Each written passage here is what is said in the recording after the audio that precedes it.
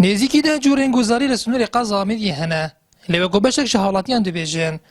پرانیا وان جهان ریکمان ده آسیان او تخرابن و چه سخبری یک جلای حکومت و بونه هاتیه کرن اولی دمکی ده دور به سروش خو گزاریه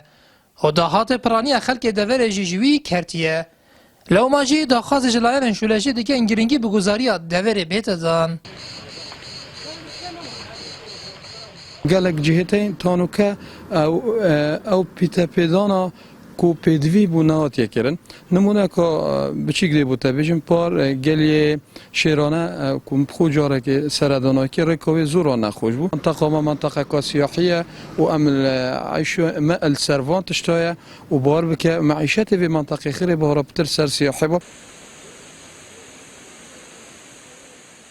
هم دخوازش حکمت و هرمت کن که جاو لوان جها بیتا کرن و بین درست کرن همش لای گشت و گذاری و که خلک ما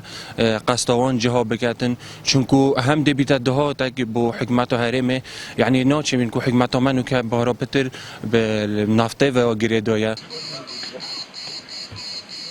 برپرسی راگهاندنا گشت و گذار آمیدیش درباره نگرینگیدان به جهن گذاری و ها دی بیجه سال 2013 هم پیشین بیجین پیلان که زور و برفره بو